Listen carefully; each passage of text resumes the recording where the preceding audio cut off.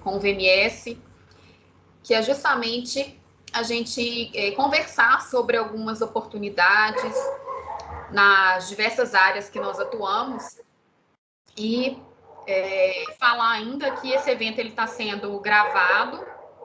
Vamos disponibilizar posteriormente no nosso canal, no YouTube, para quem, né, quiser assistir novamente, e outras pessoas que não puderam participar neste momento, nós vamos enviar depois um link tanto com a nossa apresentação, que foi preparado pela nossa equipe, quanto com o link desse vídeo. Então, primeiramente, né, eu queria agradecer então a presença de todos e também agradecer a nossa equipe que contribuiu para a elaboração desse material, com os temas, com várias inserções que foram fundamentais para que a gente desenvolvesse uma apresentação voltada para o nosso dia a dia, para a nossa rotina, que é o que nos interessa, né?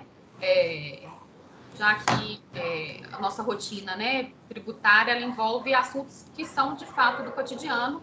Então, nós fizemos várias pinceladas em assuntos interessantes. Queria passar, então, a palavra para o Euridice, eles fazerem as considerações deles, e aí, na sequência, a gente dá início a esses temas que nós entendemos que são interessantes. Queria contar com a colaboração de todos. A ideia é que a gente possa trocar experiências e debater os assuntos que nós nos propusemos a falar.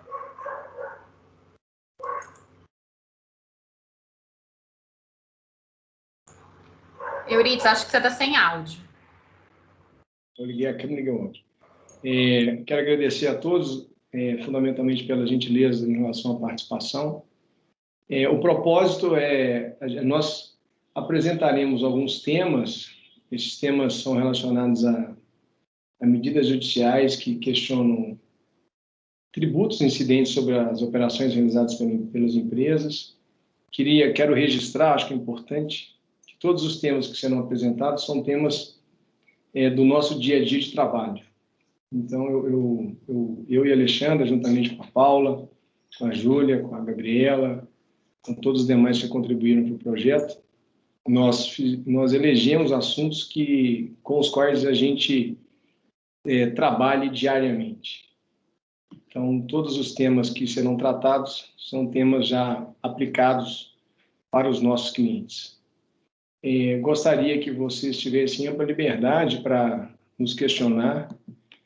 O propósito, por isso que eu trouxe a consideração de que é possível, provável, que a gente estenda o tempo previsto. E o propósito é que a gente interaja e as pessoas tragam as suas questões para que a gente possa ter uma boa sinergia em um evento interativo. Eu estimo que os temas sejam de absoluta aplicabilidade ao cotidiano das empresas, naturalmente, segundo a especificidade de cada tipo de operação, cada tipo de atividade, cada tipo de negócio. E, mais uma vez, agradeço imensamente a contribuição de todos, da nossa equipe, que construíram essa apresentação, e a participação de todos vocês.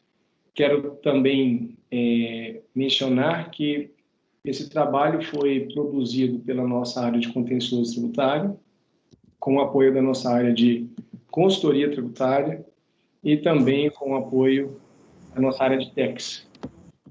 Então, nós tivemos, esse é um trabalho multidisciplinar que envolveu uma diversidade de conhecimentos, permitindo com que a gente construísse este material que será apresentado pela Alexandra. Alexandra, sucesso, muito obrigado e vamos evoluir com a apresentação, porque eu imagino que a gente vai se estender bastante.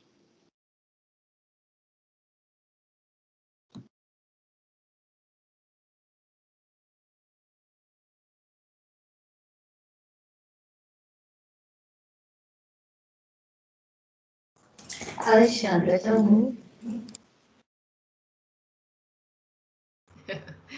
Obrigado, Júlia. Então, bom dia para quem acabou, né, de ingressar. Só para que a gente não tenha problema de conexão, todos são convidados a participar, mas é só abrir o microfone quando quiser falar. Então, quem puder deixar o microfone desligado e a câmera também, para que as coisas possam fluir, né, a conexão seja melhor, eu agradeço. mas estão todos convidados a participar e contribuir para esse bate-papo que a gente está se propondo aqui.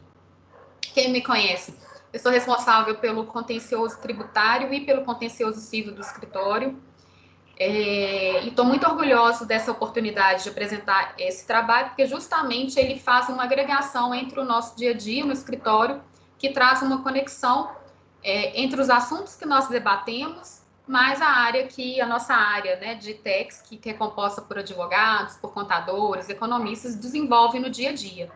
Então, acho que esse é um diferencial que, né, todos nós temos muito orgulho de fazer parte. Todos estão vendo a apresentação? Está aparecendo aí para vocês a apresentação? Tá sim, Alexandre. Tá aparecendo. Então, vamos lá.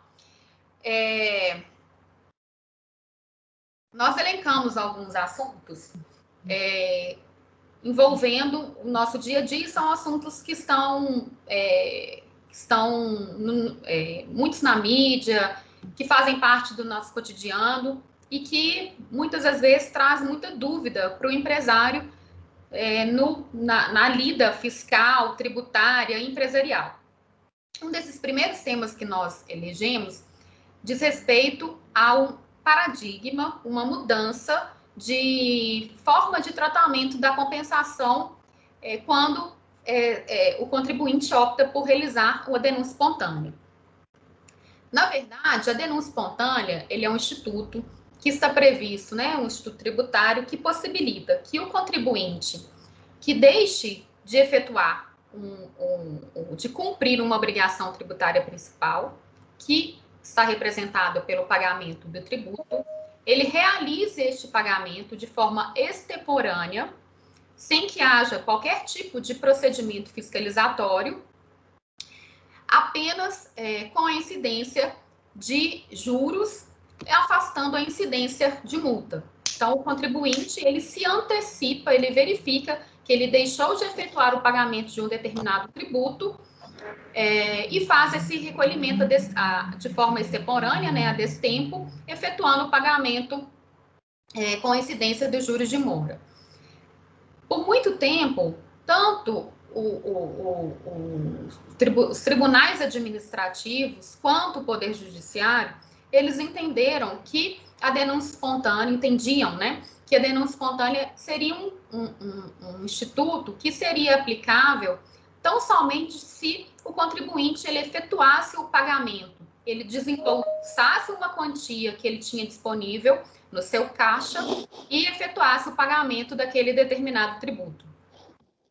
Mas havia sempre, na verdade, havia um questionamento, né, continua existindo um questionamento por parte dos contribuintes, porque a compensação, tal como o pagamento, ela extingue a obrigação tributária, né?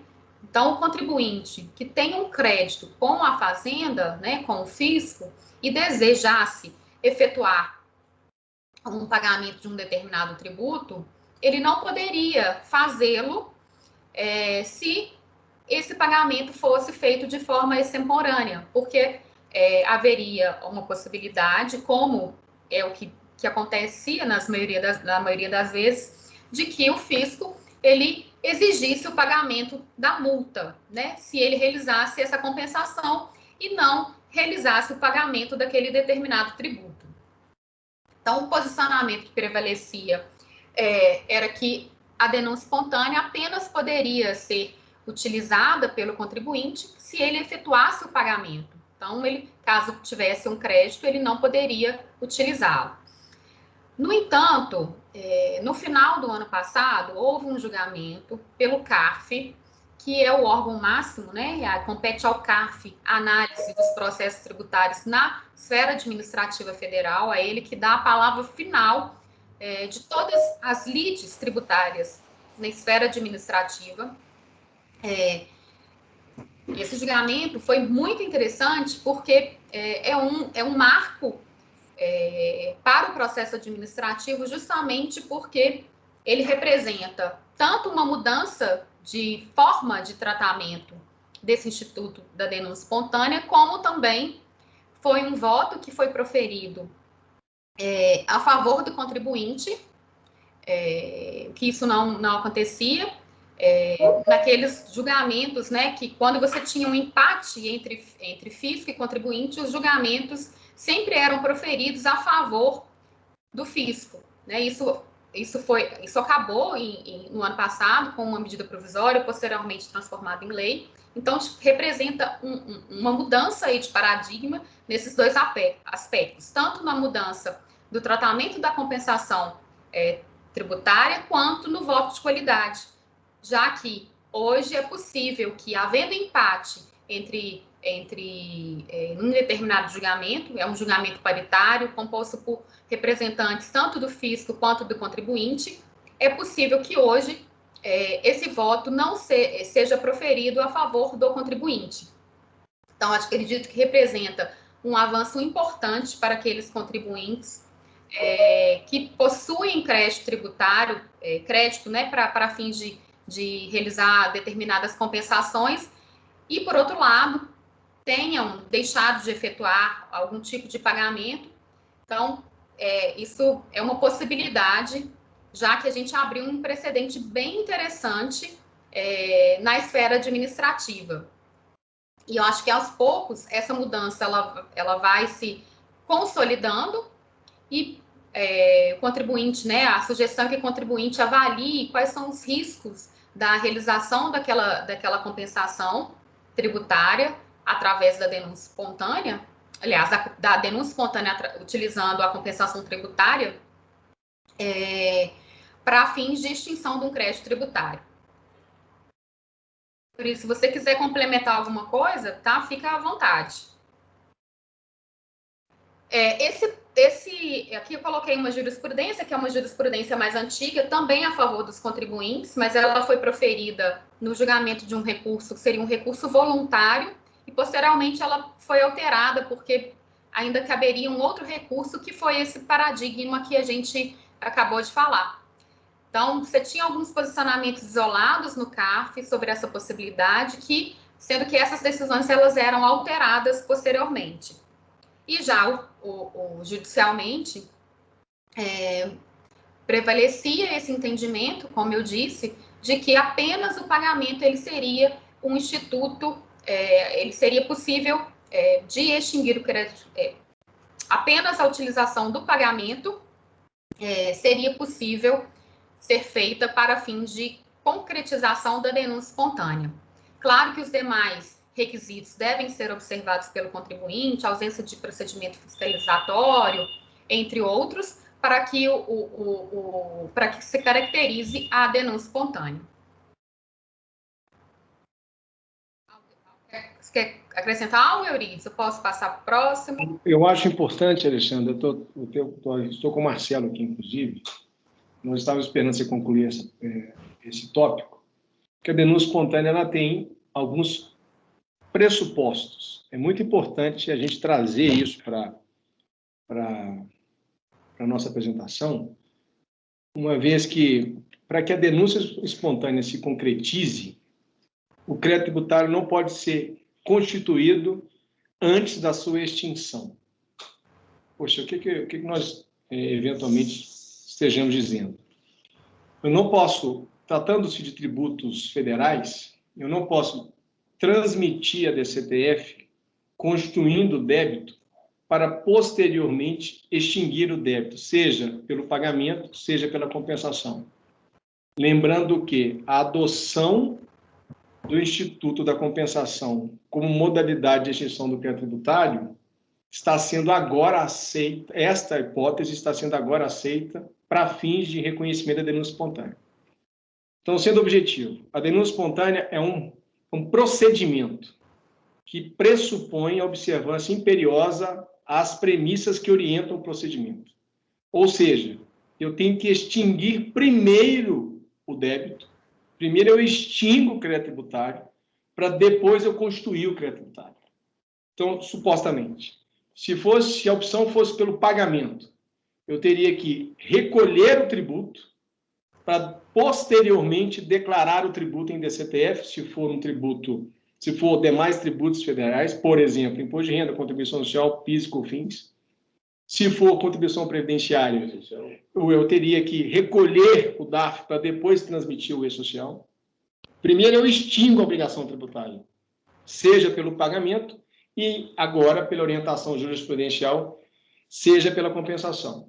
Ou seja, primeiro, ou eu recolho ou eu compenso. Depois que eu recolher ou compensar, eu constituo o débito. Ou seja, declarando em DCTF se for demais tributos federais ou transmitindo o E-Social ou a GFIP para aquelas empresas ainda não sujeitas ao E-Social, para que eu caracterize a denúncia espontânea e, consequentemente, não me sujeite à incidência da multa. Ou seja, por que todo esse procedimento? Esse procedimento só tem uma razão de ser, a exclusão da incidência da multa. Porque quando você recolhe um tributo de forma extemporânea, são acrescidos ao valor do principal o valor dos juros correspondentes à taxa Selic, considerando o período de inadimplemento, e o valor da multa, que nesta hipótese é de 20%. Então, o propósito da denúncia espontânea é evitar a incidência da multa. Mas a denúncia espontânea é um procedimento que pressupõe a observância rigorosíssima às premissas que orientam tal procedimento. Primeiro, eu extingo o crédito tributário, seja pelo pagamento e seja pela compensação, para posteriormente constituir esse crédito tributário. E, naturalmente, eu não quero estressar o assunto, mas, no nosso entendimento, a ordem lógica seria a extinção do débito pelo pagamento ou pela compensação. Na sequência, você pode falar, Marcelo, por favor. Oi, bom dia a todos. Vou ter que desligar o celular, senão vai dar microfone. Como o Euridice disse, é preciso observar essa sequência, né, de ações para a aplicação da denúncia espontânea. Então, o ideal é que a gente faça, primeiro, a extinção do débito ou via pagamento ou via compensação. Na sequência, se declare a apuração do débito na sua declaração correspondente, se for PIS e COFINS na FD Contribuições, se for IRCS na ECF, e se for contribuição previdenciária no E-Social ou na GFIP. E, por último, a declaração em DCTF ou DCTF Web, constituindo esse débito e, naturalmente, vinculando o DARF pago e a declaração de compensação que extinguiu esse débito. Então, é importante essa sequência de ações para que se tenha um sucesso na aplicação do Instituto da Denúncia Espontânea. Sim, esse marco temporal, ele Alexandre, fundamental. seriam essas as considerações que eu gostaria de fazer em relação ao denúncia espontânea, porque a gente, em alguns, não raramente, nós somos contratados para corrigir procedimentos adotados por clientes nossos, ou por empresas que eventualmente nos contatam. A intenção da empresa foi se beneficiar do Instituto da Denúncia Espontânea, considerando a não incidência da multa, a não incidência da penalidade, mas por equívoco em relação à adoção do procedimento, ela acaba se sujeitando à multa. Então, queria trazer a informação de que a denúncia espontânea é um procedimento que pressupõe a observância rigorosíssima às premissas que orientam. E, em razão dessa atual orientação jurisprudencial, a denúncia foi admitido como alternativa de extinção do crédito tributário para fins de denúncia espontânea a hipótese da compensação. Pode continuar. Obrigado. Foi importante essas considerações, porque justamente a maioria, às vezes a denúncia espontânea ela não é reconhecida pelo fisco justamente em razão desse marco temporal, da necessidade de primeiro realizar o procedimento, né, o pagamento ou a compensação, e posteriormente haver a constituição do crédito tributário através do cumprimento das obrigações acessórias. Então, a maioria das vezes, essa ausência de reconhecimento da realização da denúncia espontânea ela ocorre em razão dessa não observância desses procedimentos, né, que são importantíssimos para que a denúncia espontânea seja caracterizada e o pagamento afastado, né, e a incidência da multa afastada, e assim extinto o crédito tributário. Caso alguém tenha alguma outra consideração que queira contribuir, senão a gente passa para o próximo tópico. Alexandre? Oi. Eu acho que é importante esse questionamento que você fez ao final. Se as pessoas tiverem eventuais dúvidas, o ideal é que elas apresentem por tópico. Eu também acho interessante, porque a gente esgota o debate, né? E enriquece também a nossa apresentação. Perfeito. Obrigado. Ok. Beleza. Mas isso não impede, né? Caso vocês queiram retomar o assunto, a gente retoma também sem nenhum problema. A gente está aqui para debater mesmo. Bom, um outro assunto que nós levantamos e achamos que é interessante de apresentar diz respeito às despesas com o programa de alimentação do trabalhador. É um benefício fiscal aplicável às pessoas jurídicas sujeitas à tributação na sistemática do lucro real, em que você possibilita, são permitidas uma série de deduções para fim de você apurar qual seria o montante tributável para fins de apuração do imposto de renda devido por essas pessoas jurídicas. A gente sabe que o programa de alimentação a trabalhador ele é bem antigo, na época, né, de Vargas, em que a ideia era de fato trazer melhores condições para o trabalhador no seu dia a dia. E, paralelamente a isso, aquelas empresas que, optantes pelo PAT, elas era possível, né, fazer uma dedução do valor em dobro dessas despesas vinculadas com o PAT, né, realizadas com o PAT, do montante do lucro tributável, limitado a essa dedução ao percentual de 4% do imposto de renda devido. Essa é a previsão original da Lei 6321 de 76. O PAT ele é um programa que é amplamente utilizado por vários contribuintes, porque de fato ele representa uma redução do valor do imposto de renda a ser pago. Ocorre que, posteriormente à edição da lei, com o intuito de regulamentar essa forma de dedução, foi editado um decreto de 91, ou seja, um decreto bem antigo, que ele alterou essa forma de apuração dessas despesas com o PAT.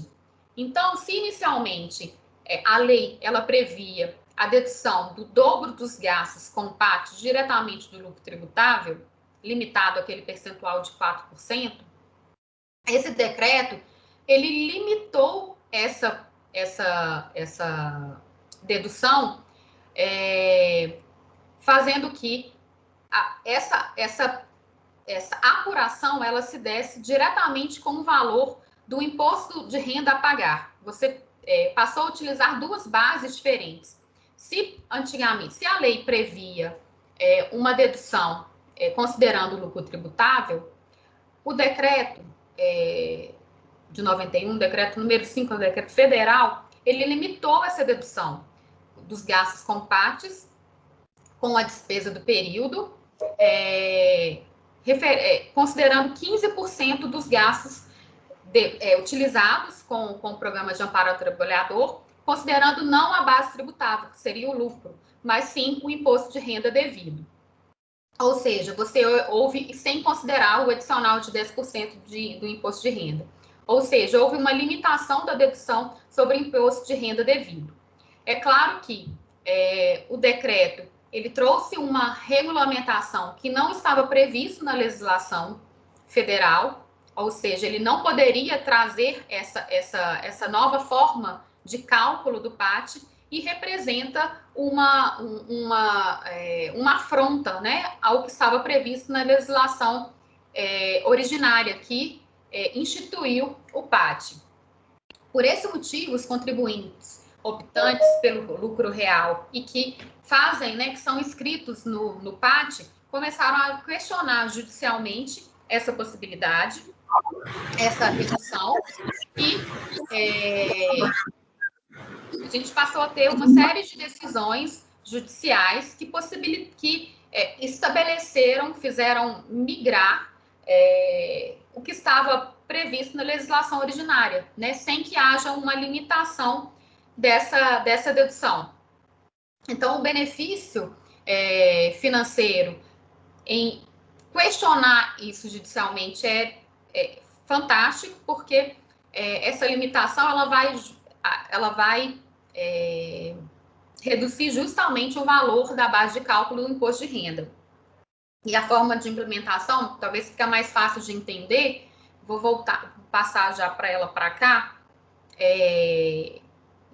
talvez o Marcelo possa contribuir com o Marcelo e o Peter, né, para a forma de apuração, justamente porque a diferença de cálculo é gritante entre a aplicação do que estabelece a Lei 325 e o que estabelece o Decreto 05 de 91, que é o que a Receita Federal utiliza como parâmetro para fins de exigência do imposto de renda. Bom, vou colocar a mão nisso,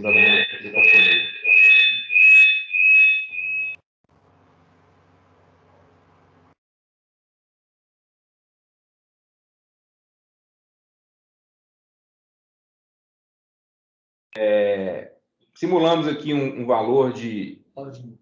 Oi? Estava no mudo. Tá todo mundo ouvindo?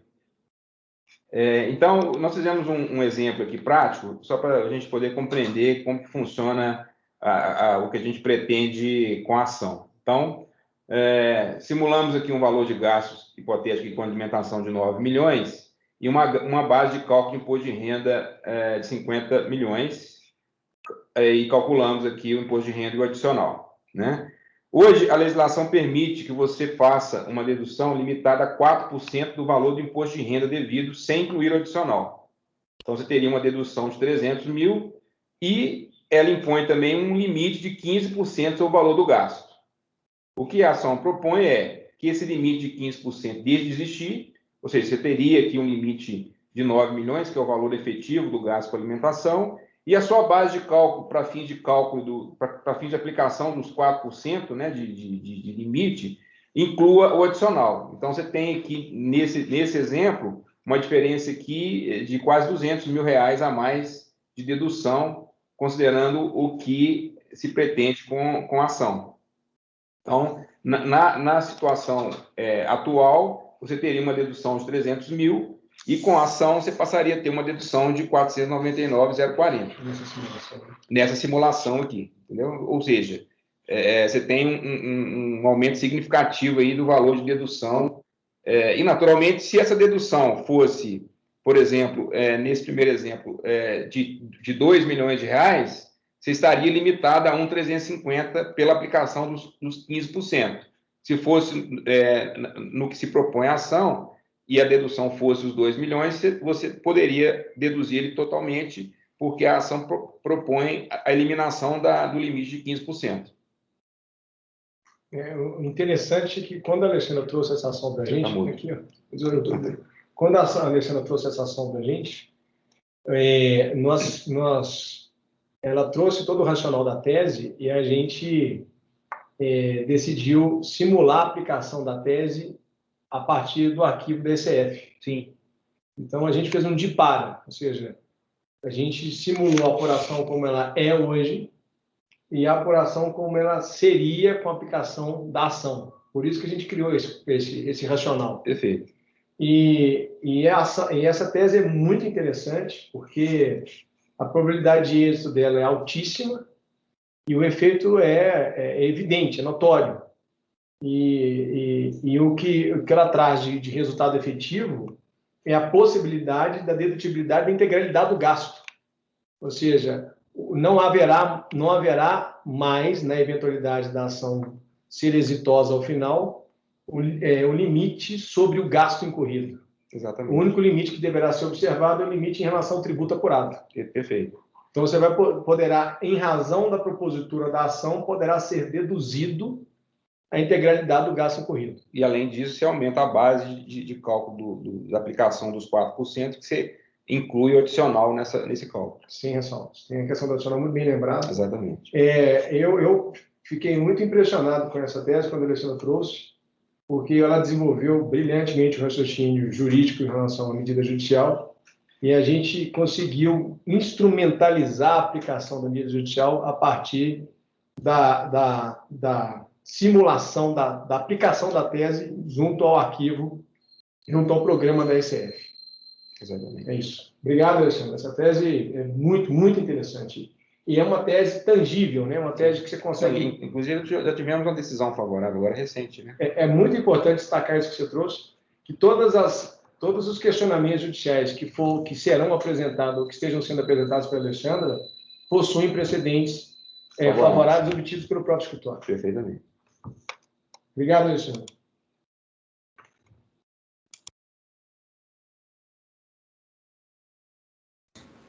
Alexandra, você está no mudo.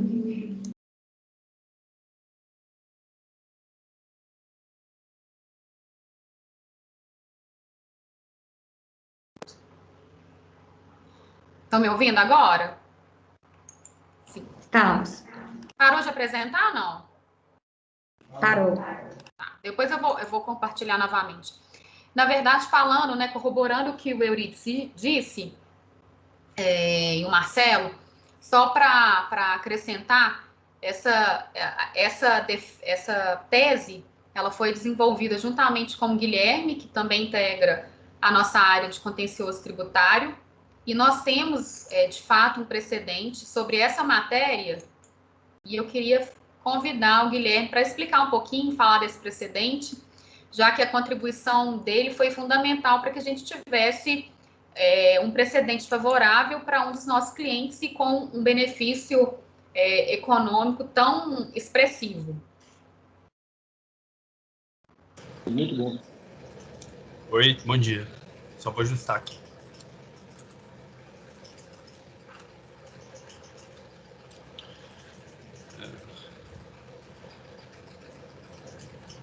Está aparecendo aqui a liminar que a gente colocou como precedente, Guilherme? Sim, está aparecendo, sim. Sim. Então, se você tiver algo para contribuir, que quiser explicar um pouco mais, Guilherme, já que você, né, desenvolveu foi fundamental para que a gente fizesse essa ação? Eu acho que vocês falaram basicamente tudo. O principal ponto é fazer a dedução das despesas no lucro tributável e não no imposto a recolher. Esse é o principal ponto de divergência entre a lei e o decreto.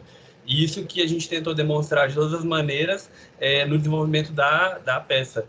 E no finalzinho a gente traz essa questão também do adicional do imposto de renda, que quando você deduz diretamente no imposto a recolher, você exclui o adicional do imposto de renda, mas quando você deduz no lucro tributável, o adicional do imposto de renda está incluso nesse valor. Então, acho que principalmente esses dois pontos que a gente tentou desenvolver e conseguiu essa liminar na medida judicial. Exatamente. E a tendência é que a nossa expectativa é que essa liminar ela seja confirmada posteriormente em razão da sentença que será proferida. Sim. E considerando os precedentes no STJ, já que compete ao STJ analisar toda a discussão de legislação federal, é que essa decisão ela seja confirmada. Então, nossa probabilidade disso, né, como falado aí pelo Euridice, né, pelo Marcelo, é altíssima. Sim, e essa decisão é bem recente, né? Sim, sim. É uma decisão bem recente, ela vai até de encontro com uma solução de consulta da Receita, que, se eu não me engano, é de 2014, que traz um entendimento diverso e ela corrobora com aqueles decretos antigos. Então, essa decisão do STJ foi importante para consolidar esse entendimento da aplicação da legislação em face do decreto. Sim. Ressaltando também que o benefício econômico, ele não se limita apenas ao ano calendário, né, vigente da propositura da medida judicial, ele retroage aos últimos 5 anos, contados da data da propositura da ação. Sim. Ou seja, a gente vai apurar o que foi recolhido indevidamente, considerando o que estabelece o decreto, e verificando se houve valores de imposto de renda que poderiam ter sido considerados se não foram. Então, o benefício ele é retroativo aos últimos 5 anos. Sim. Alguém tem alguma outra consideração que queira complementar? Peter, algo a acrescentar? Acho que não, acho que isso é tudo. Ok. Eu vou passar aqui para o nosso próximo assunto, já que a gente considerou um rol aí extenso de assuntos, né, alguns assuntos interessantes que a gente entende que deveríamos apresentar.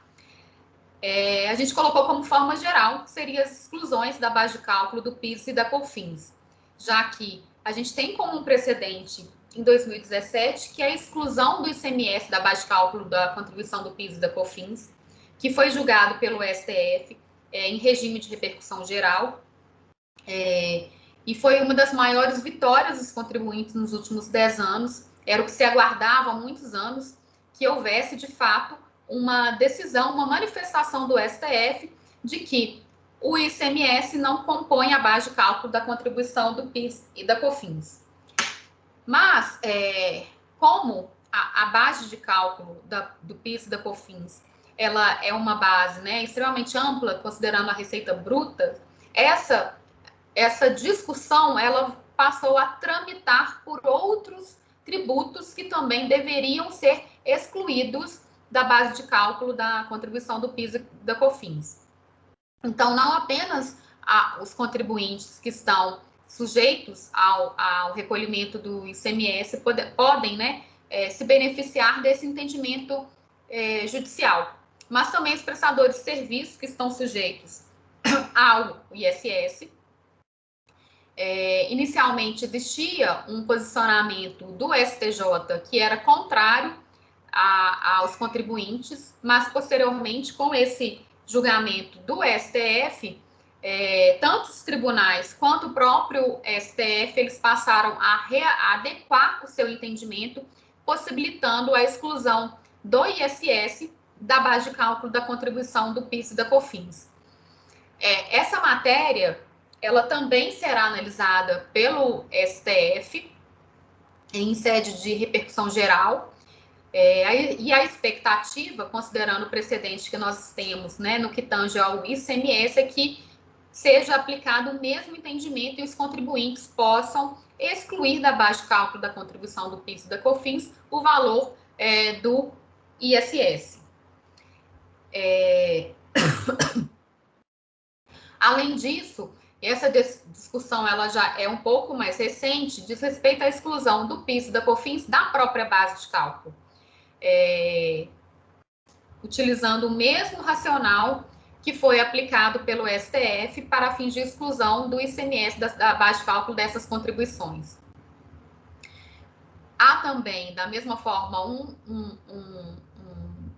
recurso em sede de repercussão geral que será julgado pelo STF e poderá ser aplicado aos contribuintes, às decisões, né, judiciais sobre essa matéria. Nós temos, né, como o Eurídice citou, e o Marcelo também, precedentes judiciais sobre essas matérias. A exclusão do ISS é uma matéria que já está mais aceita e pacificada pelos nossos tribunais, sendo que a exclusão do PIS e da COFINS, considerando a forma de cálculo dessas contribuições, ela já não é tão pacífica assim. Mas nós temos precedentes dos nossos clientes em medidas judiciais que nós ajuizamos, que possibilitou a exclusão do PIS e da COFINS de sua própria base. Aí eu passando a palavra aqui já para o pessoal do TEX, para que eles falem um pouquinho acerca da metodologia da implementação do trabalho, que eu acho que é a parte mais interessante, porque essas medidas judiciais são medidas que estão, né, que são amplamente discutidas pelo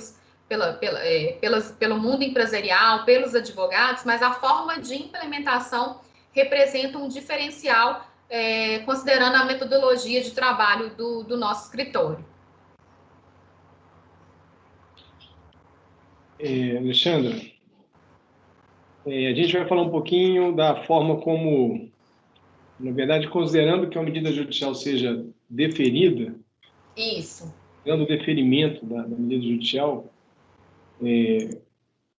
por exemplo, deferimento de medida liminar em mandado de segurança, antecipação de tutela, em ação ordinária, que suspende a exigibilidade do crédito tributário, a gente vai falar um pouquinho como essa informação deverá ser prestada para a Receita Federal em relação às obrigações tributárias acessórias. Isso é muito importante, porque muitas vezes o contribuinte propõe uma medida judicial questionando a exigibilidade de um tributo, mas não se atenta para a aplicação daquela medida judicial. Ele contrata a propositura da ação, obtém uma decisão favorável, mas não se atenta para a aplicação da decisão, a efetivação da decisão. Então, vou pedir ao Marcelo, juntamente com o Ivo, com a nossa equipe da área de TECs, que trate desse assunto, especificamente em relação à forma de prestar essas informações em relação às obrigações tributárias acessórias. Obrigado, Marcelo. Bom dia a todos. Ivo. Sim? Oi, Marcelo. Ivo. Tá me escutando? Oi, estamos te ouvindo. Pode falar. Pode explicar aí, por favor, a forma como a gente faz como deve ser feito, né, a apuração e as declarações. Sim. Como já foi mencionado... Não estamos te ouvindo. Como já foi mencionado pelo Eurides, quando a gente tem um deferimento, né, dessa medida judicial, nós tivemos uma atualização do manual da FD Contribuições, que é a versão 1.33, que ela é de 16 de dezembro de 2019, onde ela orienta essa informação dos valores suspensos, né, dessas parcelas que serão excluídas da base de cálculo do PIS e COFINS. Nessa orientação, ela informa que nós deveremos informar essa parcela, tanto para o PIS quanto para o COFINS, compostas por suas notas fiscais, nos registros 1010, que é um registro PAI, né, que a gente chama de registro PAI, que tem uma consolidação das informações, e o seu detalhamento no registro 1011, que é onde, no programa do SPED, é o detalhamento das contribuições com exigibilidade suspensa. Quando nós informamos esses valores suspensos, né, para PIS e COFINS neste campo, ele não reflete na sua apuração dentro do programa do SPED, dentro da FD Contribuições, né? Ele é como se fosse um campo informativo, né? E a gente fazendo esse registro dessas informações, assim que essa declaração é entregue, esses valores, obrigatoriamente, eles têm que ser informados em DCTF, né? Que na DCTF, nos campos de PIS e COFINS, nós temos lá a forma de quitação do débito que é declarado em FD Contribuições e levado para a DCTF. Nós temos essa parte desse débito extinguido através de suspensão, onde lá na DCTF nós informamos o processo judicial e os valores suspensos para cada contribuição. Só uma observação. Eu acho que nos próximos... Só uma observação, ele não é extinto, ele é suspenso, né? Ele fica suspenso. Só uma sim, observação. Desculpa. Foi suspenso.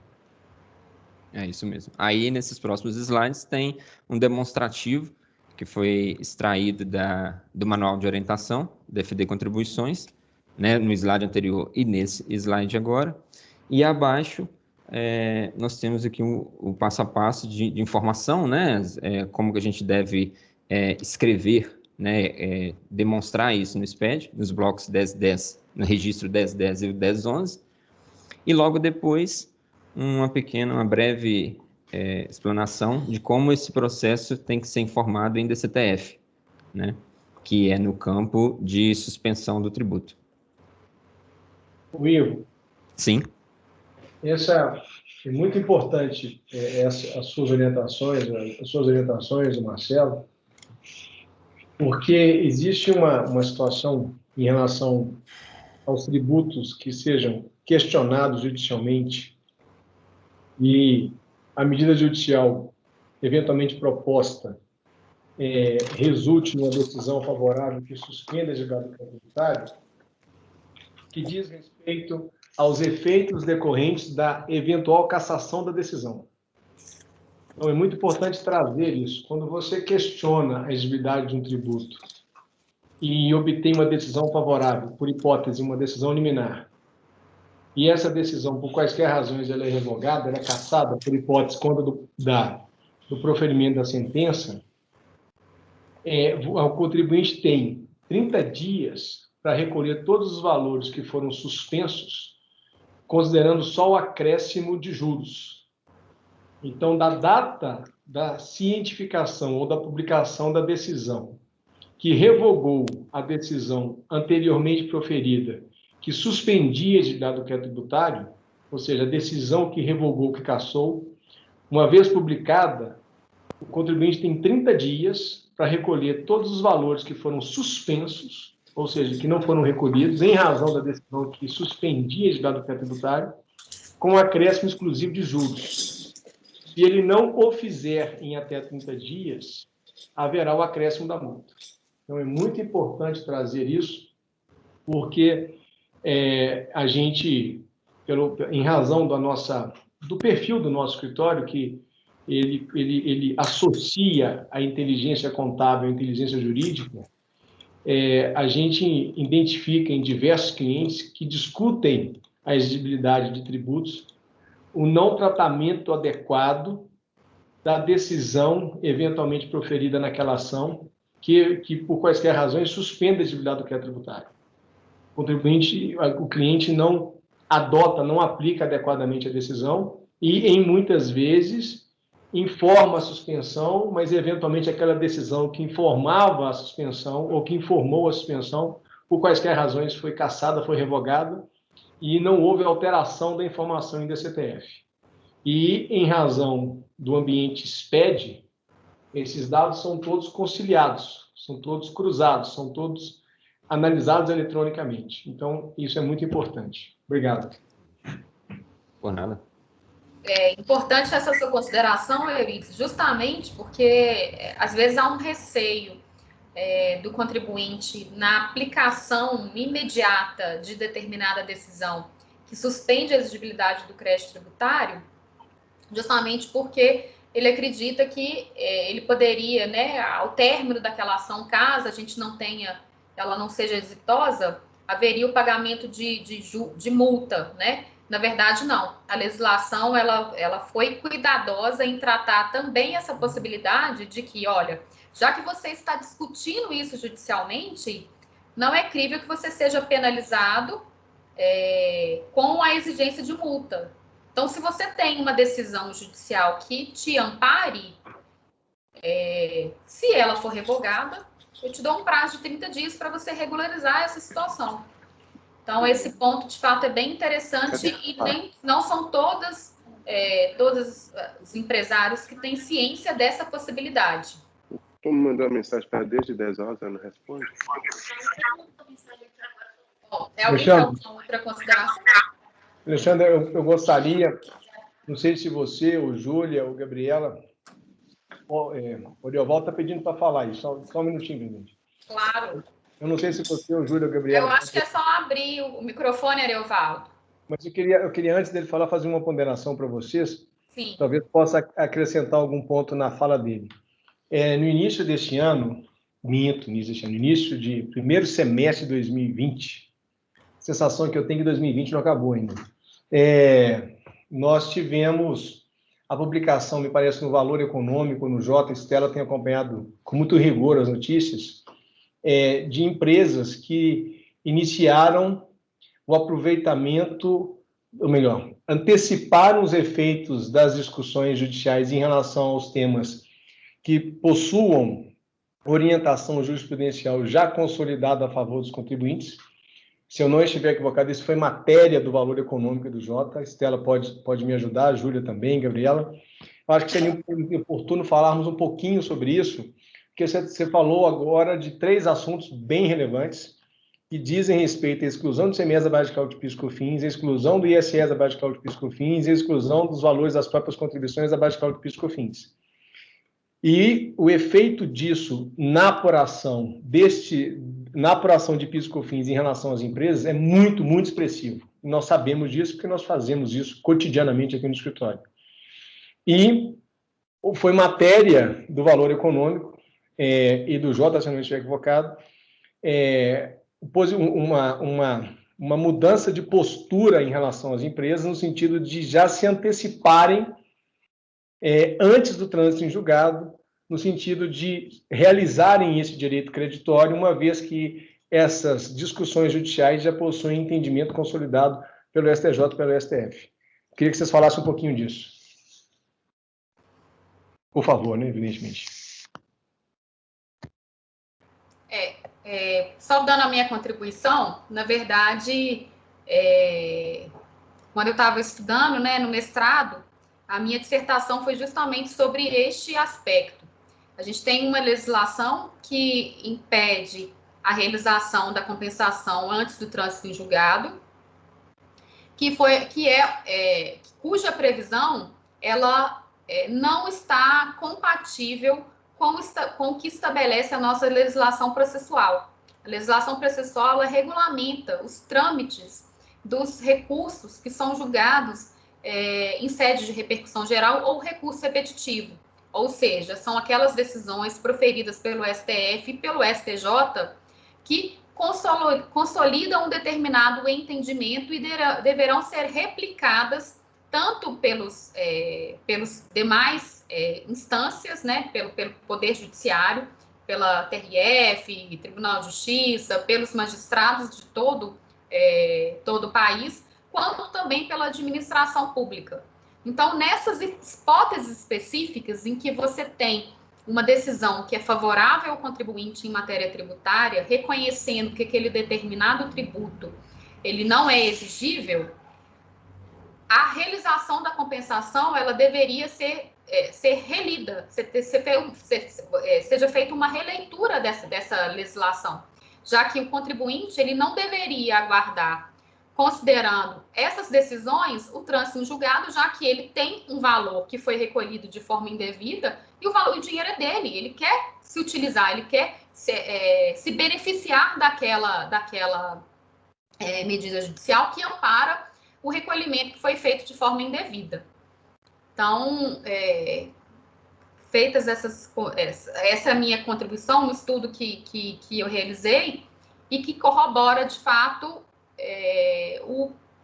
o posicionamento que alguns contribuintes passaram a adotar em razão tanto dessas decisões que já estão mais consolidadas do momento econômico que o nosso país está atravessando, né, desde já há algum tempo, que piorou no último ano.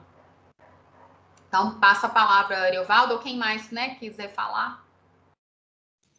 Bom dia a todos. Desculpe aí, eu até atrasei a entrar na conversa aí, porque eu acabei chegando uma viagem e aí eu atrasei uma meia hora a entrar. Peço desculpa aí.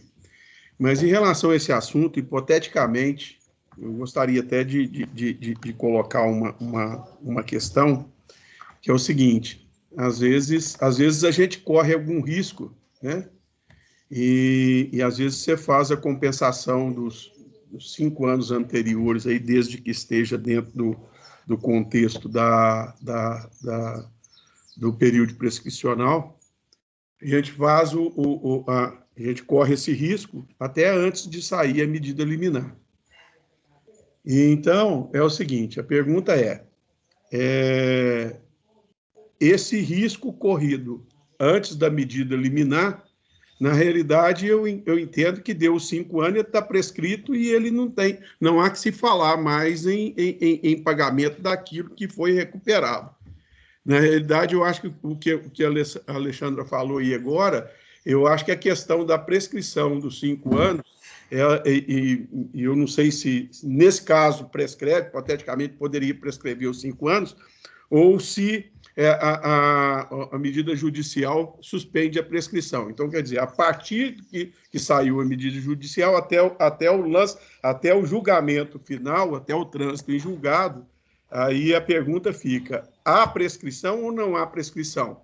E se eu estou correto que antes da medida liminar, mesmo que tenha corrido o risco de se fazer, esse não entra no processo de pagamento mesmo não havendo a prescrição depois da medida. Eu acho que eu me fiz entender, né? Evaldo, antes, obrigado mais uma vez, presidente, pela sua participação e contribuição. Você, como sempre, sempre presente em tudo que a gente faça. Eu te agradeço muito por tudo, você sabe disso. Vou tentar responder a sua pergunta, porque ela nos conduz para um raciocínio que não necessariamente tem relação com a medida judicial proposta. Ela tem mais relação com técnica de apuração de tributo do que necessariamente com questionamento de tributo. Então, se eu responder de forma equivocada, você, por gentileza, me corrija, ou se eu responder algo que você eventualmente não tenha convergência com a sua pergunta, você tem toda a liberdade de me interromper. A leitura do que esteja na tela, me parece que foi a Estela ou a Gabriela que disponibilizou, não, isso é o suficiente. A gente nos leva para esse raciocínio que você esteja eventualmente orientando.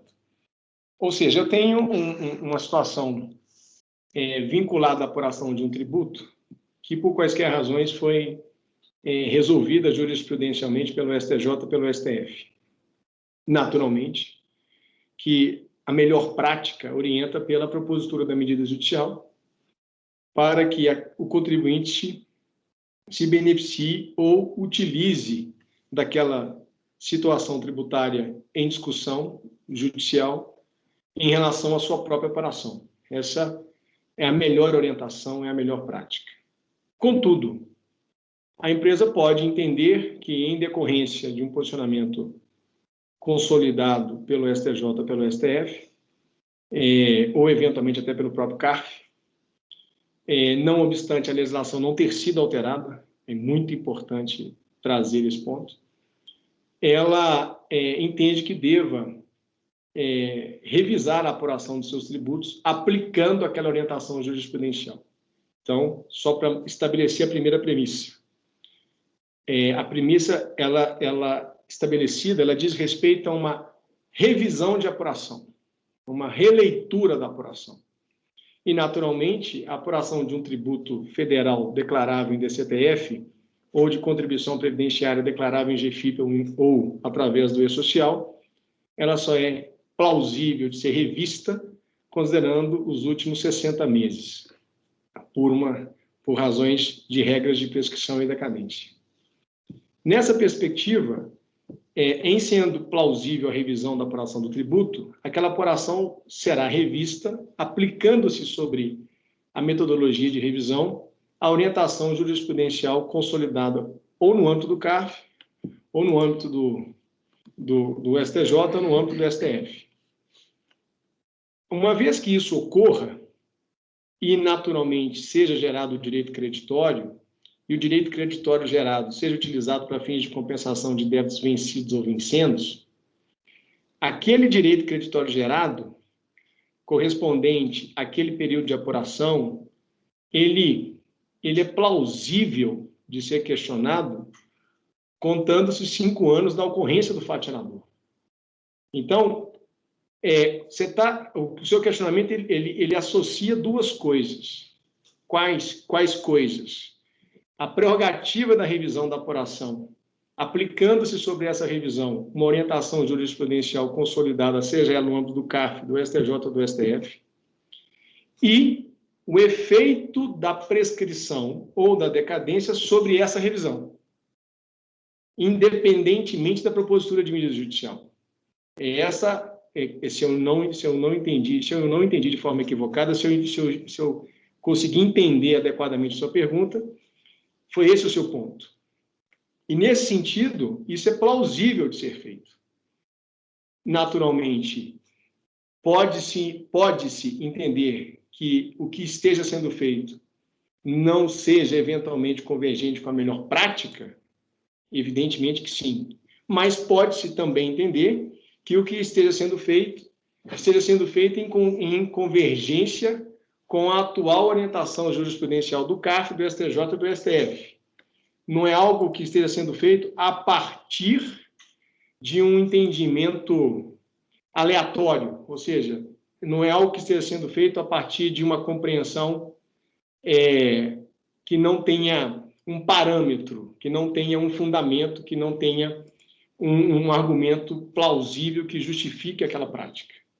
Então, resumindo a minha explicação, você está trazendo uma questão que diz respeito, no meu entendimento, à revisão de apuração de um tributo, ou seja, a apuração do tributo é revista, considerando orientação jurisprudencial do CARF, do STJ ou do STF, e esta revisão de apuração é sujeita ou não aos efeitos da prescrição ou da decadência em relação à utilização do eventual direito creditório que decorra dessa revisão. Eurídice, perfeito, é isso mesmo. Na realidade, quando eu falei das medidas propostas, tá certo? Eu não me atentei ao fato da apuração, tá correto, é isso mesmo que você disse, tá certo? Então, na realidade, mesmo eu não tendo, e aí, por uma decisão hipotética, decisão empresarial, esse valor esse recálculo foi feito, essa reapresentação das obrigações acessórias foram feitas, e aí ela obedece o período da prescrição. É isso, eu entendi certo. Então, tá correto. Tá? Muito obrigado. Obrigado a você, e complementando, só para comentar o título da notícia exposta pela Estela, ou pela Júlia, ou pela Gabriela, de certa forma, as empresas estão adotando esta técnica, ainda que possuam decisões judiciais, ainda que possuam medidas judiciais, com decisões favoráveis, que eventualmente não tenham transitado em julgado. Então,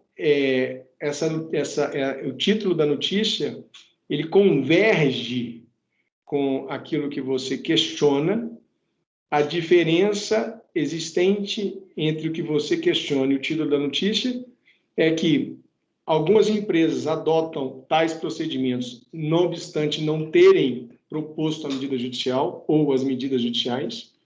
Outras tantas têm adotado o procedimento de aplicação daquele questionamento de forma retroativa em relação à apuração, gerando-se o direito creditório e utilizando-se do direito creditório, ainda que não tenha havido trânsito em julgado da decisão. E tanto o procedimento A quanto o procedimento B, eles têm a mesma sustentabilidade. A sustentabilidade, ela diz respeito ao posicionamento jurisprudencial sobre aquele assunto que, eventualmente, seja oriundo do CARF, do STJ ou do STF. É isso. Alexandre, pode continuar. Obrigado. Vamos continuar aqui. Obrigado, Ariovaldo, pela sua contribuição.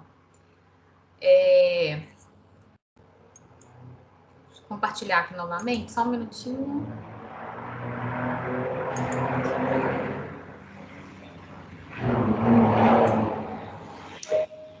Então, dando continuidade aos temas que nós vamos abordar, esse é um outro assunto que também faz parte do cotidiano empresarial, que diz respeito à exclusão das verbas indenizatórias da base de cálculo da contribuição previdenciária, RAT, e também da base de cálculo de terceiros. Bom, como todos nós sabemos, a contribuição previdenciária, tanto RAT quanto terceiros, ela possui como base de cálculo a folha de salários e eventuais verbas que tenham natureza indenizatória, eles não comporão essa base de cálculo. Apenas incidirão sobre aqueles valores que são considerados como as verbas remuneratórias. E valores eventualmente pagos pelo contribuinte, que são verbas de natureza indenizatória, eles não estão no campo de incidência, não são base de cálculo dessas contribuições.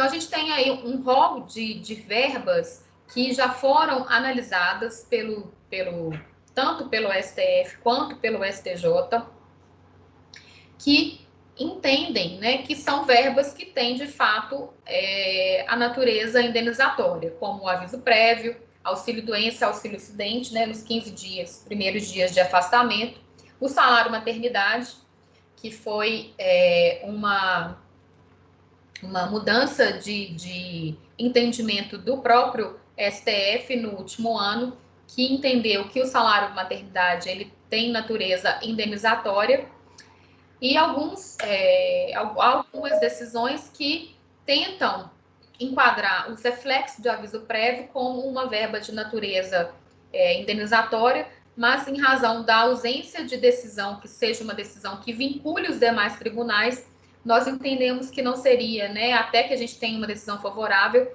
uma decisão passível de exclusão, já que ainda há uma oscilação do entendimento jurisprudencial. Então, são matérias que são amplamente discutidas pelos contribuintes.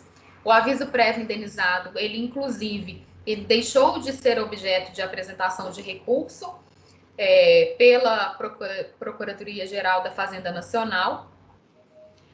Há orientação de que a Fazenda Nacional ela deixe de apresentar recursos no que tange as discussões envolvendo a contribuição previdenciária, mas permanece a discussão no que tange tanto ao RAT quanto à contribuição devidas a terceiros. Por isso, a necessidade para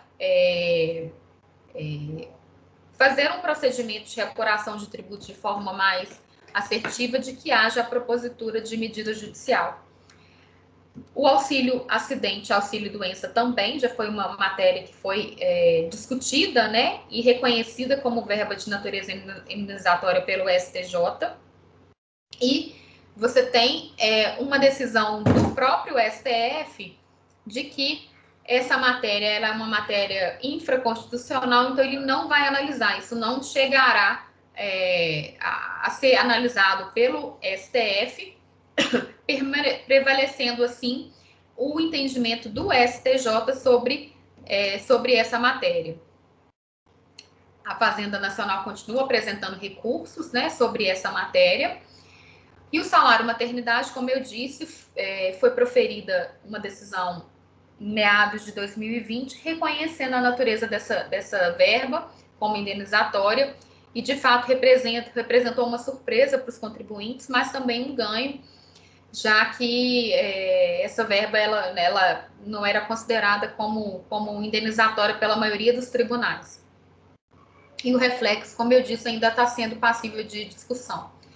Eu acho que o ponto crucial aqui do nosso debate diz respeito de fato, à forma de implementação.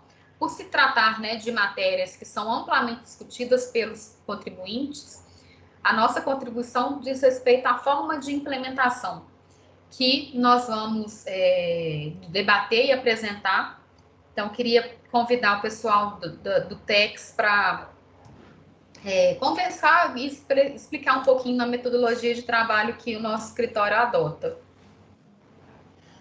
Bom dia a todos. Obrigada pela presença.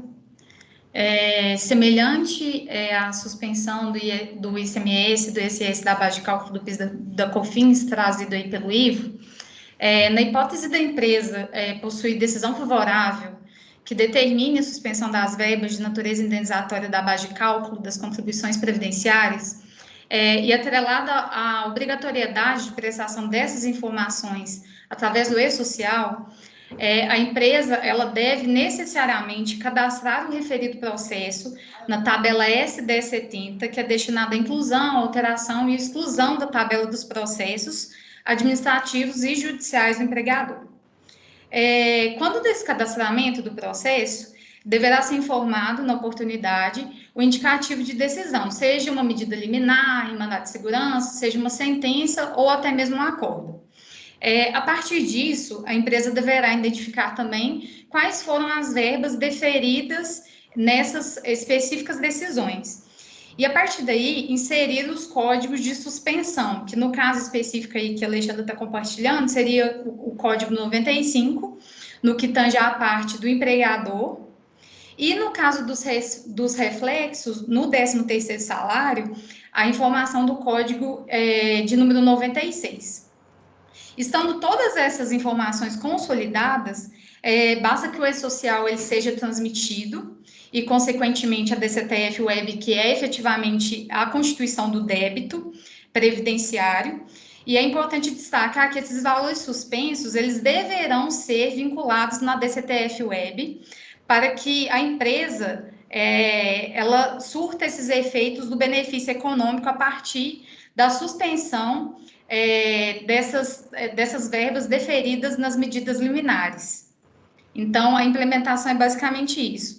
E, na linha do que o Eurides já trouxe, relacionado à exclusão do ICMS da base de cálculo do PIS e da COFINS, o raciocínio é o mesmo para a contribuição previdenciária. Há, sim, a possibilidade, uma vez que a Alexandra já trouxe as decisões favoráveis, tanto no STJ como no STF, é possível que as empresas adotem essa postura de apuração das contribuições previdenciárias para que possa se valer desses créditos e compensá-los com contribuições previdenciárias vincendas.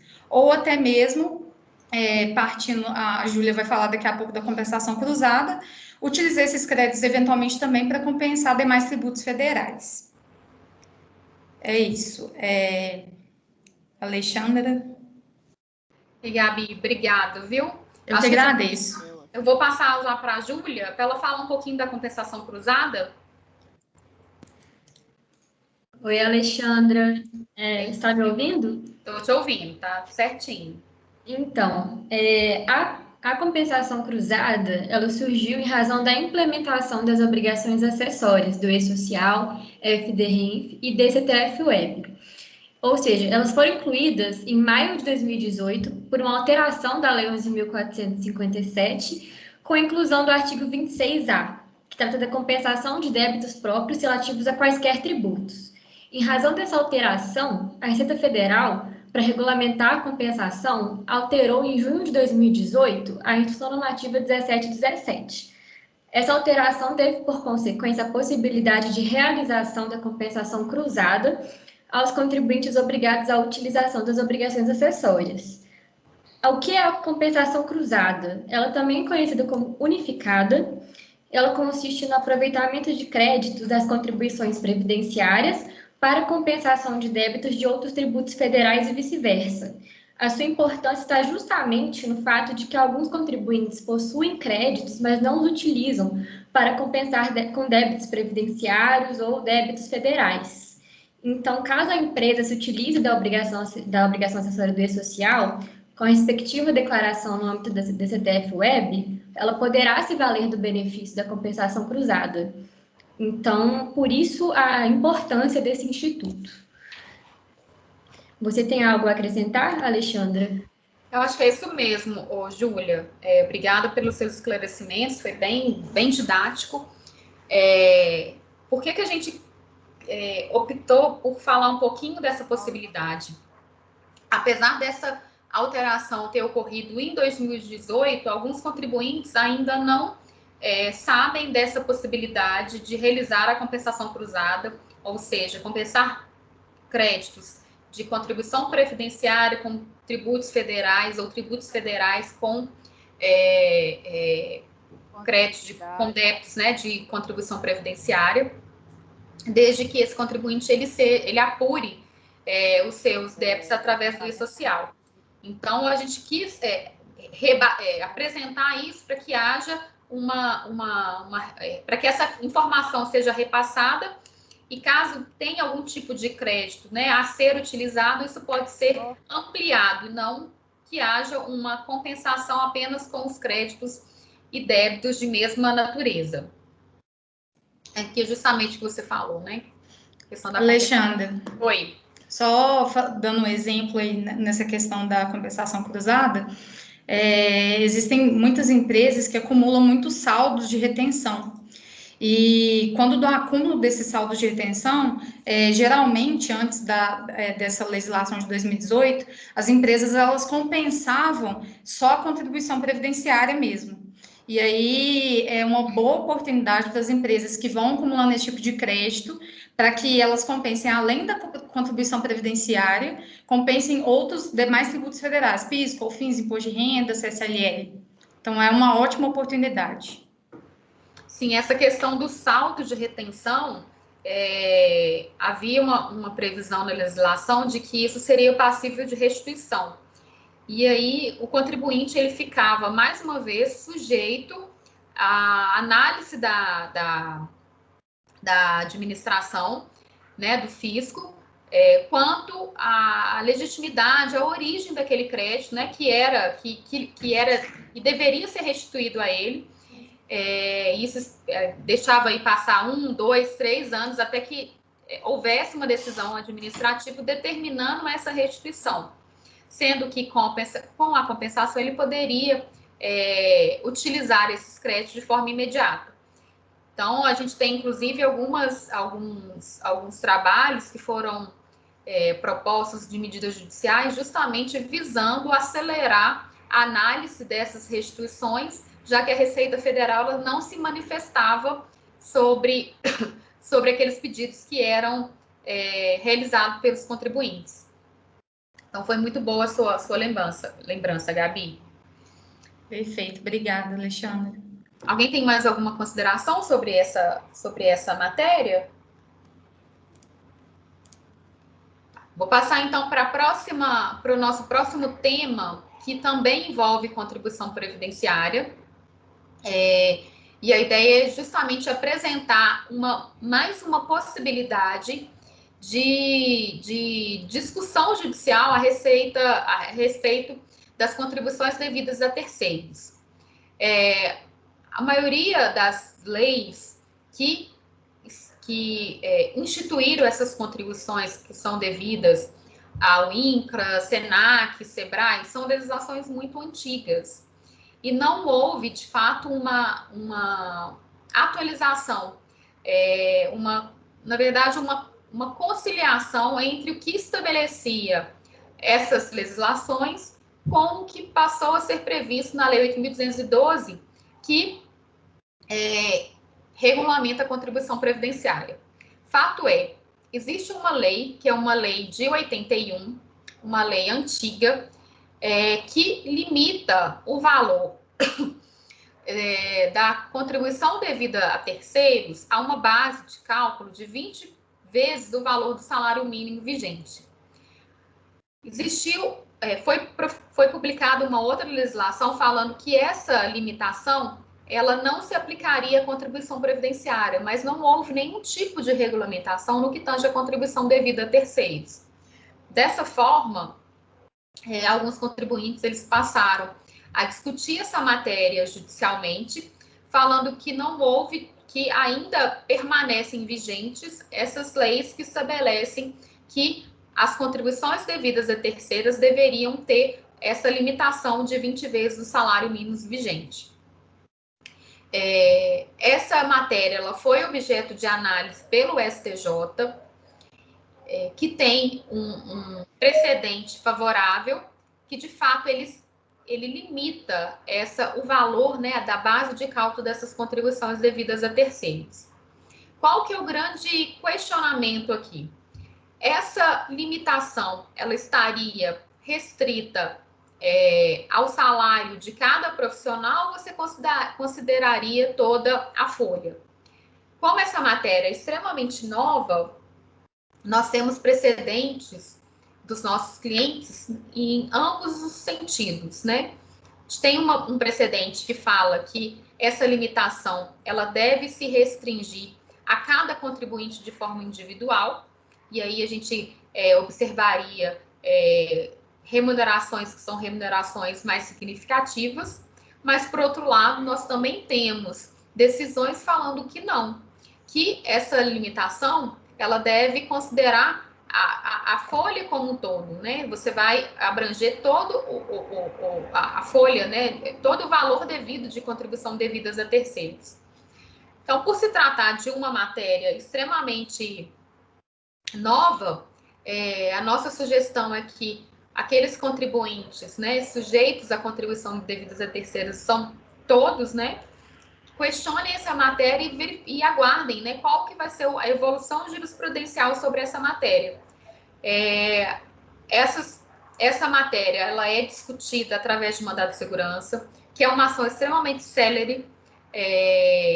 O valor de custas de eventual condenação, ela não existe. Então, o investimento, né, o risco, ele é muito baixo. E a gente obtendo uma decisão favorável, à medida que a jurisprudência for sendo amadurecida, o contribuinte vai ter aí um valor, né, um crédito futuro, um ativo que ele poderia utilizar em futuras compensações. Então, esse é o ponto que a gente gostaria de apresentar sobre essa limitação da base de cálculo das contribuições devidas a terceiros. Alguém tem algo para contribuir?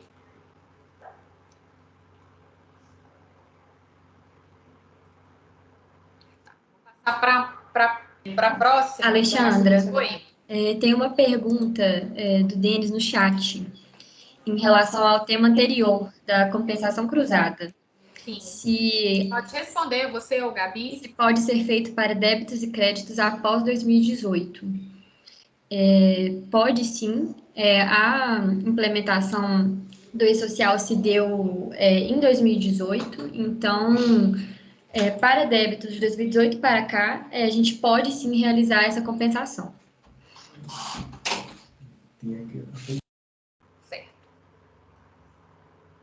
Ok, posso passar para a próxima? Alguma outra dúvida? Deixa eu só fazer uma complementação aqui, Alexandra. Tá. Que essa compensação cruzada, ela se dará desde que a empresa ela esteja sujeita ao e-social e apuração da DCTF Web, tá? Só para ressaltar isso. Eu sei que a Júlia já trouxe, mas não basta que a empresa ela seja obrigada a prestar as informações no e-social. Ela tem que também apurar as contribuições previdenciárias através do e-social e, como consequência, também na DCTF Web, que é a declaração de débitos da contribuição previdenciária. Ok? Sim. Eu acho que você poderia, Gabi, explicar como que era antes da DCTF Web para fazer esse paralelo, para esclarecer o que houve de mudança, né, nessa forma de apuração.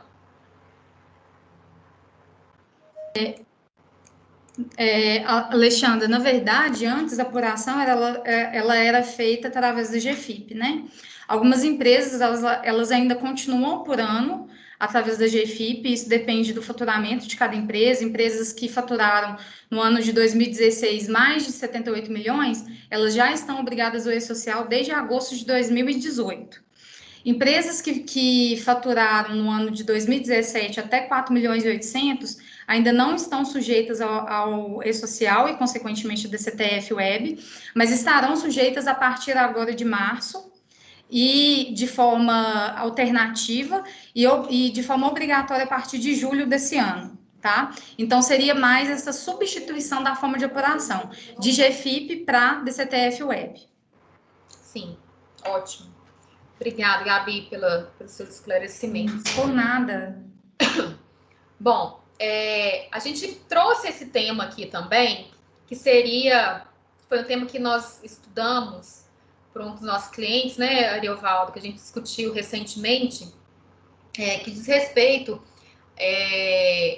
para aquelas empresas que são optantes pela CPRB, não haveria a incidência da contribuição sobre a folha de salários, que seria o percentual de 20%, nas hipóteses de condenações trabalhistas, no que tange às verbas remuneratórias. Isso por quê? A contribuição, a CPRB, a Contribuição Previdenciária sobre Receita Bruta, ela foi instituída como uma forma em substituição, na verdade, em substituição à contribuição previdenciária para alguns setores específicos da economia. Isso em 2011. E ao longo desses 10 anos, o que a gente percebe é que a possibilidade dessa opção pela CPRB porque ela não seria de forma obrigatória, ela está sendo prorrogada ano a ano. Mas fato é, uma vez havendo a opção pela CPRB, o contribuinte ele não estaria sujeito ao recolhimento da contribuição previdenciária. E existe uma instrução normativa regulamentando essa matéria de qual seria o procedimento, qual seria a orientação a ser adotado pelos juízes trabalhistas nas hipóteses em que você tem uma condenação ao pagamento de verbas de natureza remuneratória. Fato é, qual que é o parâmetro? Se a reclamatória trabalhista referir a período anterior à sujeição da reclamada CPRB, a contribuição incidirá exclusivamente sobre a folha de pagamentos, né? Ao contrário, se a reclamatória trabalhista ela referisse ao período em que a reclamada se encontrava, estava submetida à CPRB, não haverá incidência das contribuições sobre a folha de pagamento nas competências em que a reclamada está sujeita ao recolhimento com base na receita bruta. Então, isso é muito claro, é só adotar essa orientação. Mas fato é, os juízes trabalhistas, né, não desrespeitando, né, não se atentos à previsão na legislação tributária, eles têm exigido das reclamadas o pagamento desses valores em que há condenação, né, nas decisões judiciais, da contribuição previdenciária, ainda que haja uma previsão na legislação de que a reclamada ela tem que informar no processo trabalhista, na reclamatória trabalhista, de que ela está sujeita à CPRB. Né? Isso é fácil de apresentar, você tem uma série de obrigações acessórias que demonstram essa sujeição. Qual que seria, né? Por que a gente quis apresentar isso? Porque, não obstante todos os recursos que são possíveis, né, de serem apresentados na esfera trabalhista para que seja afastada essa incidência, isso não impede que aquele contribuinte que tenha efetuado qualquer tipo de recolhimento, né, às vezes isso chega para a contabilidade, é feito um pagamento, nem se percebe o tipo de pagamento que esteja sendo realizado, isso representa um crédito tributário, né, um recolhimento indevido que pode ser objeto de compensação com outros tributos, tanto quanto contribuição com a própria CPRB, quanto outros tributos, né, no caso da compensação cruzada que foi apresentada pela Júlia e pela Gabriela. Acho que isso é uma possibilidade, né, daqueles contribuintes sujeitos à CPRB, fazer o levantamento desses valores e, havendo esse pagamento, efetuar essas compensações para que esse valor seja utilizado de forma imediata. Alexandra. Oi. Desculpa a interferência aí. Nesse sentido, principalmente para as empresas que possivelmente tenham um volume elevado dentro do contexto do número de funcionários também, acaba tendo um número de reclamatórios trabalhistas um pouco maior, né, vamos dizer assim, não vamos dizer elevado. Na Justiça do Trabalho, a discussão desse tema, tá certo? Não é de muito conhecimento do juiz trabalhista. A minha pergunta seria interessante a gente entrar com a medida judicial, talvez para obter-se uma liminar, e essa liminar ser colocada nos processos para que isso possa agilizar? Existe essa possibilidade? Assim, Ereovaldo, a gente até conversou, né, algumas vezes sobre esse assunto. Isso, claro que quando você tem várias reclamatórias, né, como é o caso que você falou, você acaba se sujeitando a um pagamento e ainda que você possa efetuar essa compensação, de repente não é o que aquele contribuinte queira fazer naquele momento, né? O que ele possa fazer, o que é o caixa que ele tem disponível. Então, ele pode pagar e depois compensar. Isso afastaria, de fato, a necessidade da medida judicial. Mas, como você tem uma regulamentação muito específica na legislação tributária, falando que, uma vez havendo opção pela CPRB, não haverá incidência da contribuição previdenciária, e a própria Receita Federal, ela tem uma instrução própria, né, uma orientação própria sobre essa medida. Se você quiser afastar esse pagamento, né, e não submeter a esses recursos trabalhistas, eu entendo que seria, sim, possível a ajuizamento de medida judicial, para que cada vez que você for exigido, você apresente aquela decisão, né, suspendendo aquela exigibilidade, né, aquela exigência, na verdade. Mas, fazendo esse pagamento não impede que você pleiteie essa restituição, essa compensação com os demais créditos tributários. Isso afastaria, essa possibilidade de compensação afastaria essa necessidade da medida judicial. Perfeito, perfeito. Certo? Ah, perfeito. Uhum.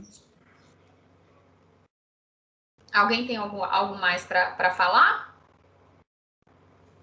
Tem alguma pergunta? Não, né? No chat, não, né? Alexandra. Sim. Alexandra, eu pedi a Gabriela para, por favor, ponderar sobre esse assunto juntamente com a Letícia. Quando você trouxe esse tema para a nossa reflexão, a Gabriela havia dito de uma experiência que ela e a Letícia tiveram com a VPC. Eu acho que seria interessante elas compartilharem essa experiência, até para que as pessoas tenham um entendimento do que possa ser feito, considerando as circunstâncias que ocorrem diariamente, cotidianamente, em relação às reclamatórias trabalhistas propostas contra as empresas. E o que o Ariovaldo trouxe é muito pertinente, porque, evidentemente, em sendo a empresa optante pela CPRB, não há que se falar em incidência da contribuição previdenciária sobre a remuneração do empregado, ainda que o pagamento dessa remuneração se dê no âmbito de uma reclamatória trabalhista. Então, imagino que seja crível o questionamento dos valores que eventualmente tenham sido recolhidos de forma indevida. Até ponderei com a Gabriela quando você trouxe esse assunto, me parece que foi ao final da semana passada, que eventualmente, presidente, poderia haver o reconhecimento do indébito tributário independentemente de medida judicial. Nós estávamos conversando, eu, Alexandre e Gabriela, sobre esse assunto, porque uma vez que a empresa seja sujeita à CPRB, ela não necessariamente demandaria uma medida judicial para o reconhecimento do indébito tributário, do pagamento indevido maior, uma vez que aquele valor que foi tributado pela contribuição previdenciária não deveria ter sido por ser a empresa optante pela incidência da CPRB. Não sei se você compreende o meu raciocínio. Oi, Euridice, sim, perfeitamente, eu compreendo, sim. Inclusive, até já solicitei um levantamento desses valores pagos dentro do período que compõe a vigência da CPRB na empresa, tá certo? E até para que a gente possa buscar esses valores de volta. E até eu, juntamente com o Alexandre aí, até nós desenvolvemos um embargo à execução aí para tentar, junto a alguns processos até de valor maior que ainda está em curso, a gente tentar, apesar de ter garantido o juízo, a gente tentar não fazer esse pagamento. Então, esse assunto é um assunto que vale a pena a gente discutir, porque realmente os valores são consideráveis, tá certo? São valores que a gente deve realmente estar pensando nisso aí para, se for o caso, buscar isso de volta, tá certo? Pois é, e eu não sei se a Letícia já ingressou na reunião, seria interessante a Gabriela ponderar sobre a experiência que ela teve juntamente com a Letícia em relação ao atendimento à VPC, porque pelo que eu percebi da fala da Gabriela, ela conseguiu, no âmbito do processo trabalhista, que não houvesse a incidência da contribuição previdenciária sobre o valor pago ao empregado em decorrência da decisão judicial proferida na ação trabalhista, informando que a empresa seria, ou na hipótese, ela foi ou é optante pela CPRB. Acho que é importante compartilhar essa experiência porque ela pode ser útil para as situações presentes, né? Obrigado, Gabriel. A Letícia não entrou, Eurides, mas só para compartilhar um pouco da minha experiência, que foi exatamente com a VPC. A VPC foi condenada numa reclamatória trabalhista e ela foi intimada a comprovar o recolhimento das contribuições previdenciárias. E, na oportunidade, a empresa fez o cálculo considerando os 20%. E aí, nós fomos demandados para validar esse cálculo, e, na oportunidade, a gente, como a gente já sabe, a VPC, ela é uma empresa optante pela CPRB, e nós refizemos o cálculo desconsiderando os 20%. Então, a VPC pagou a guia de contribuição previdenciária da forma correta no âmbito do processo da reclamatória trabalhista. Foi essa experiência que a gente teve com o cliente. Eu não sei se a Letícia chegou e pode corroborar alguma coisa, mas a princípio é isso. Ela tem ligação com o cliente. Eurides, ela tem ligação com o cliente. Ótimo. Essa consideração da Gabriela, presidente, ela permite que se evite a incidência da contribuição previdenciária em ações em trâmite. Então, eu entendo que nós teríamos dois movimentos, na verdade, né? Um movimento para que as ações em trâmite, os valores a serem pagos não sejam tributáveis ou tributados pela contribuição previdenciária, em sendo a empresa a reclamada optante pela CPRB, e um movimento no sentido de analisar de forma retroativa os valores que foram tributados pela contribuição previdenciária, considerando a adesão à CPRB, a sujeição passiva à CPRB, e, eventualmente, em relação a essa análise retroativa, poderia não ser necessário a propositura de medida judicial. A própria legislação permitiria o reconhecimento, a própria aplicação da legislação permitiria o reconhecimento do débito tributário. Então, são essas reflexões. Eurides, só complementando a fala da Gabi, eu tive a oportunidade de estudar com a Alexandra essa solicitação do Ariovaldo, e os próprios tribunais regionais já têm afastado a incidência da contribuição previdenciária patronal no percentual de 20%, porque essa determinação dos juízes de primeiro grau esbarra justamente no artigo da CLT, o parágrafo 2º do artigo 8º, em que a súmula, qualquer súmula, né, que eles utilizam como fundamento uma súmula do TST, que particularmente eu entendo que não trata de nenhuma limitação de aplicação da CPRB, eu acho que eles fizeram uma interpretação extensiva, mas eles estão vedando um direito garantido por lei. Então, os próprios tribunais, nos processos em curso, né, aí só tratando desse ponto dos processos em curso, se o contribuinte entrar com embargos à execução ou agravo de petição posteriormente, tem tido êxito, sim. Então, pode ser um caminho menos oneroso, né, apesar de ter que garantir o juízo. Felipe, é isso mesmo. Inclusive, foi esse tema. Eu conversamos muito com a Alexandra. Eu não sabia que você tinha aí auxiliado ela. Muito obrigado também. E a gente está fazendo exatamente isso, porque o que acontece? Na primeira instância, realmente os juízes não estão concedendo. Então, o que acontece? Nós vamos subir. Aí nós vamos subir a vara. Apesar de ter que garantir o juízo, nós estamos subindo a vara, exatamente nos embargos à execução, tá certo?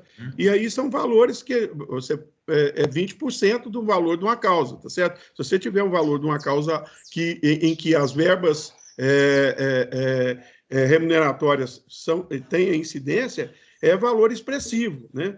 E nós estamos falando lá de, quando se faz o cálculo da reclamatória trabalhista, nós estamos falando de 23%, e na realidade nós estaríamos falando de 3%, né?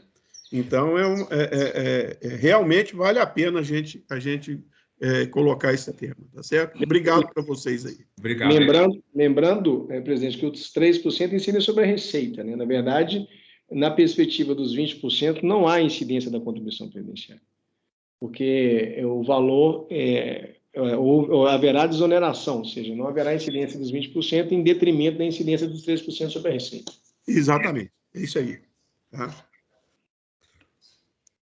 Alexandre, mais alguma coisa? Sim, vamos só caminhar para os 2 últimos temas, Eurides, temas finais, que a gente gostaria também de levar, né, a ciência, né, dos nossos espectadores, né, dos nossos clientes, né, e pessoas do nosso meio, diz respeito à possibilidade da transação.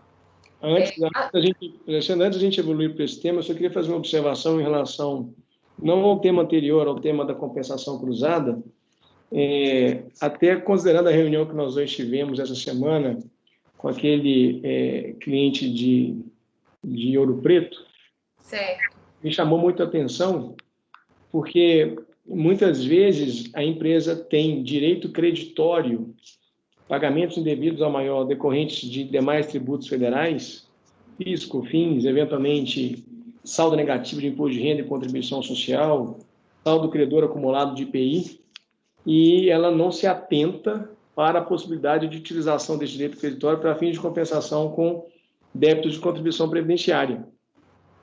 E, em razão desta possibilidade, naturalmente, observando-se as premissas estabelecidas pela legislação, que considera o fato gerador do débito ser posterior à vigência do E-Social, observando também a questão da DCTF Web, esse ponto ele é muito relevante para uma gestão de caixa das empresas. Eu fiquei muito impressionado com aquela reunião que nós tivemos, e percebo que é muito comum as empresas terem valores expressivos relacionados a direitos creditórios, pagamentos indevidos a maior, vinculados a demais tributos federais, PIS, COFINS, imposto de renda, contribuição social. Quando eu falo de imposto de renda e contribuição social, eu falo especificamente de saldo negativo, saldo credor de IPI, e não se atentar para a utilização disso para fins de compensação com débitos de contribuição previdenciária. Pode continuar, obrigado. Sim, exatamente. Obrigada, Eris, por essa complementação. Já passando, né, para o penúltimo tema que nós vamos abordar, diz respeito à transação. A transação ele é um instituto que já estava previsto na nossa legislação desde o Código Tributário Nacional, em 66, mas ela necessitava de uma regulamentação, e isso veio acontecer no último ano. E a transação ele é um instituto que não se confunde com o parcelamento, e ele pressupõe a existência de um litígio.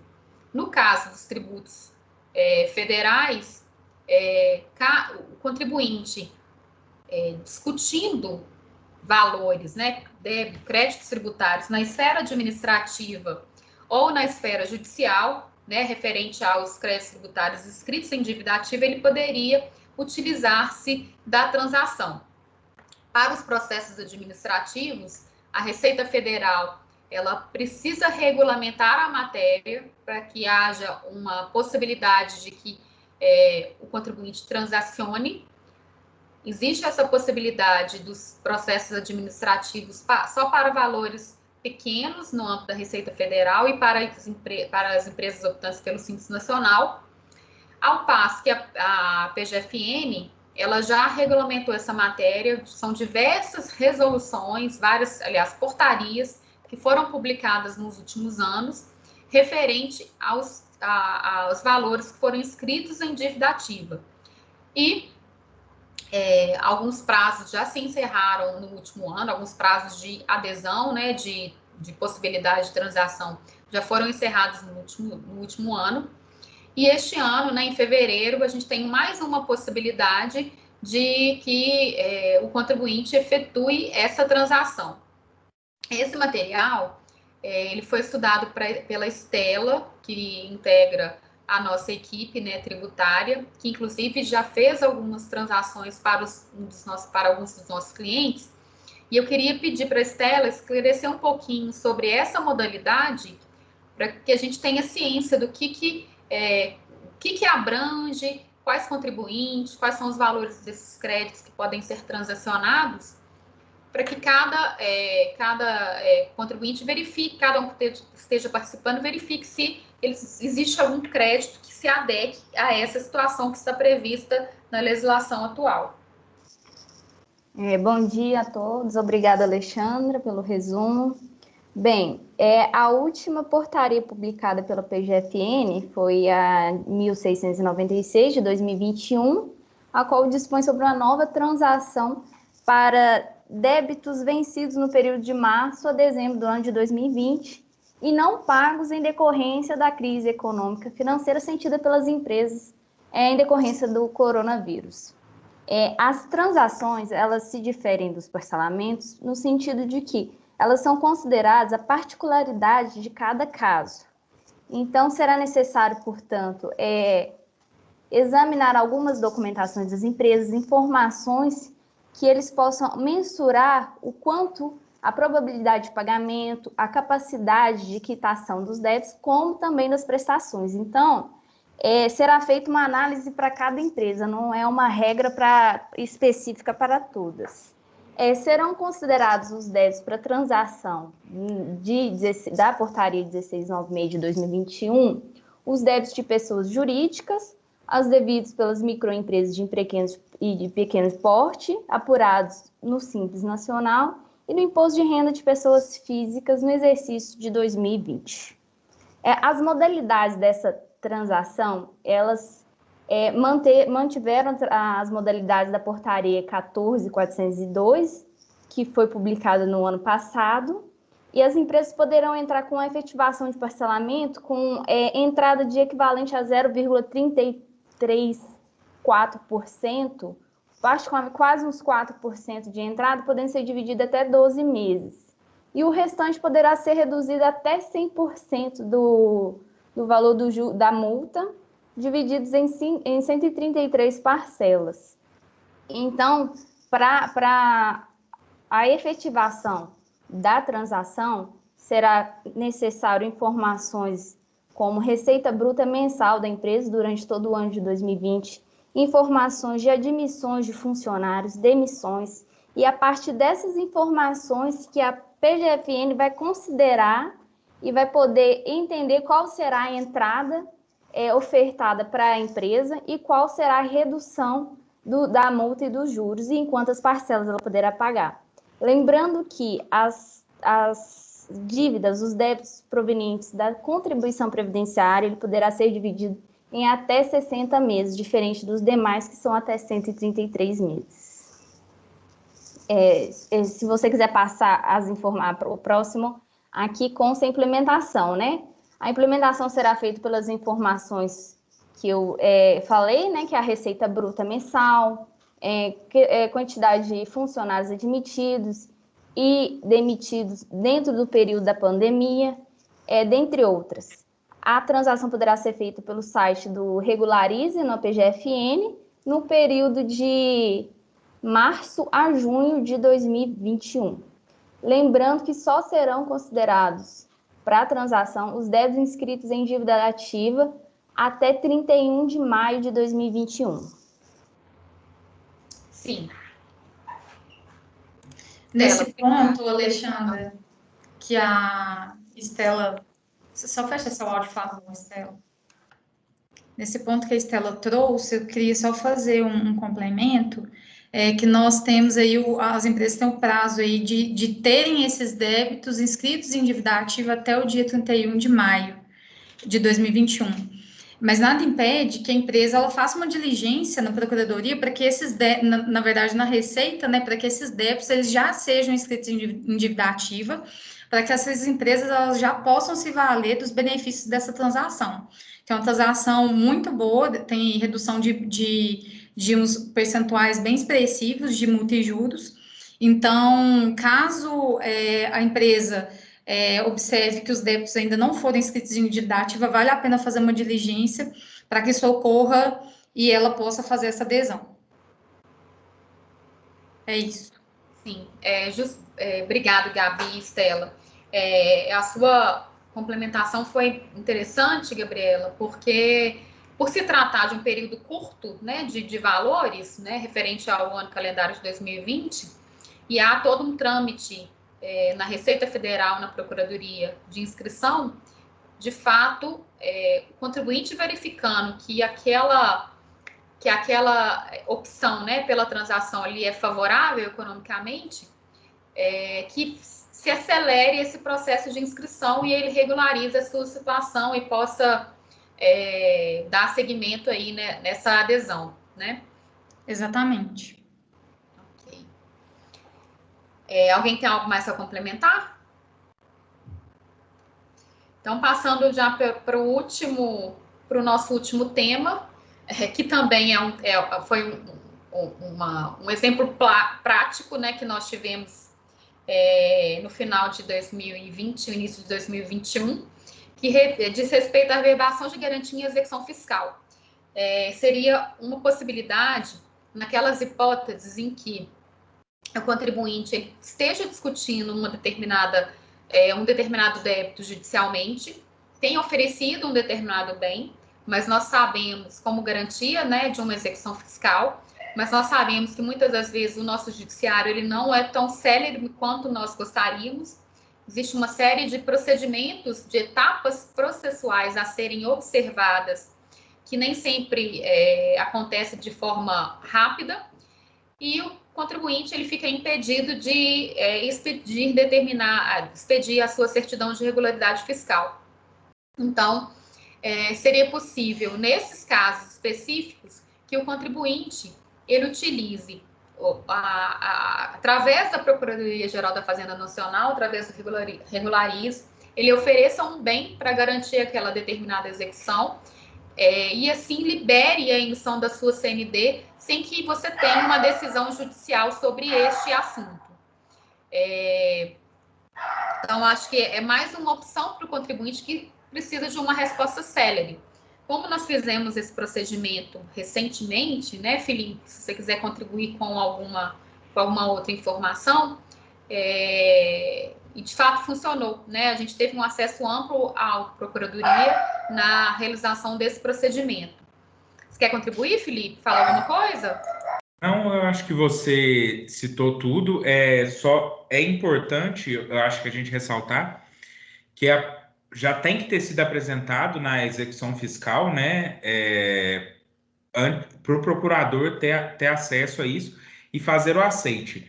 Esse procedimento é muito mais célere.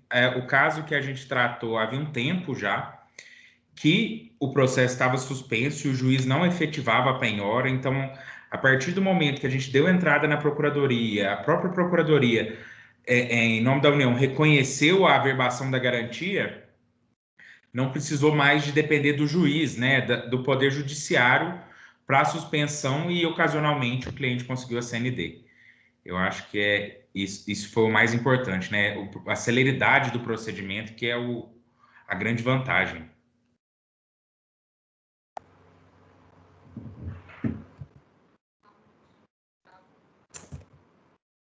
Exatamente, Felipe. Bom, esses são os pontos que nós levantamos aí como essenciais para a gente debater, né, para a gente apresentar hoje. A gente espera que tenhamos contribuído aí com informações relevantes, né, que podem ser implementadas de forma imediata. E aí, queria passar a palavra para o Euridice, agradecer a presença de todo mundo, perguntar se alguém quer acrescentar, tem alguma dúvida. Se não quiser, neste momento, a gente também está à disposição por e-mail, por telefone, para responder. E agradecer a presença de todos, né? A Paula como organizadora, todas as pessoas da nossa equipe, todos os colaboradores, os participantes. Foi muito interessante, muito enriquecedor o nosso debate.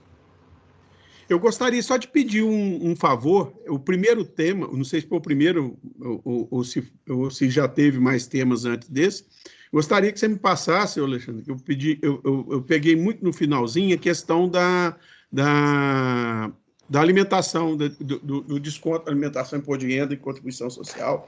Sim. E você me passasse alguma coisa disso, que esse tema eu não peguei, tá? Porque foi o tema que eu não peguei. Eu vou fazer o seguinte, vou agendar para a gente conversar e te apresenta para você novamente, te explica e até mesmo para a gente ter mais opção, mais liberdade e tempo, né, para debater esse assunto. Perfeito. E eu acho que se aplica sim a paredes. Perfeito, muito obrigado. Eurides? Oi, Alexandre, estou aqui. Oi. Pode falar. Sim. Mas já falei aqui com o pessoal, agradecer a presença de todos, acho que o debate foi muito rico. Queria, né, se alguém tem alguma outra pergunta, a gente está à disposição, né, e agradecer mesmo a participação de todos.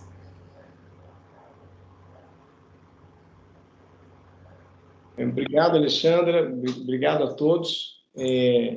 Como eu imaginei no início, a gente excedeu o horário previsto. A Paula deve estar brava, certamente, com a gente, em razão de termos excedido o horário. Mas os temas foram... Nós trouxemos temas do nosso cotidiano, do nosso dia a dia de trabalho, que facilita a explicação e o debate sobre o tema. Agradeço imensamente a todos que contribuíram na produção do material. Agradeço, parabenizo a sinergia entre a área de contencioso tributário, de consultoria tributária e a área de TEX. Muito obrigado. E caso alguém tenha algum questionamento, por gentileza, entre em contato conosco, com a Paula, da forma como for mais adequado. Paula, os nossos contatos, eles estarão disponíveis como, você sabe? A Alexandra compartilhou aí no final da apresentação, já tinha algumas informações dos contatos dela, mas eu tenho contato de todo mundo aqui que me mandou por e-mail, confirmando presença, então eu posso encaminhar a apresentação também para todo mundo que tiver interesse. E também, quem quiser, a partir de agora, a gente tem alguns participantes que não são clientes do escritório, algumas pessoas novas, a gente sempre compartilha conteúdo por e-mail muito relevante, sempre as decisões mais recentes, algum assunto da área do direito empresarial, a gente sempre compartilha por e-mail, então a gente também pode incluir os contatos deles no nosso e-mail, que a partir de agora também recebem todas as notícias em primeira mão. Ótimo. Muito obrigado. Obrigado a todos e me parece que nós teremos esse tipo de evento com periodicidade, certo, Paulo? Exatamente. Faremos ele uma vez por mês, então a partir de agora também, quem compartilhou os contatos comigo também vai receber os convites e a gente vai tratar sempre das mais diversas áreas do direito empresarial. Então, a gente já conversou sobre a LGPD, tanto da LGPD no que tange o aspecto mais abrangente, quanto também no aspecto trabalhista. Agora, a gente trouxe as oportunidades tributárias, mas a gente também vai conversar outros temas do direito empresarial todo mês. E eu gostaria de agradecer também, não podemos nos esquecer, do apoio que tivemos das entidades do CDL de Valadares, da Associação Comercial, das regionais da FIENG, Regional de Valadares, do Sinduscon de Belo Horizonte, ou seja, de todas as entidades que nos apoiaram. Caso eu esteja me esquecendo de alguma, Paula, por favor, complemente. Foi uma iniciativa muito inteligente de sua parte, solicitar esse apoio de divulgação do evento e ter tido essa contrapartida das instituições. A gente agradece imensamente por esse apoio. É isso. Alexandre, muito obrigado, parabéns, como sempre. Obrigada, eu que agradeço. Todo mundo foi fundamental aqui na apresentação, na elaboração, eu só tenho a agradecer. Então tá bom. Tchau a todos. Até mais, gente. Obrigado. Tchau, obrigado. Bom dia a todos. Tchau. Obrigado, presidente. Muito obrigado. Bom dia.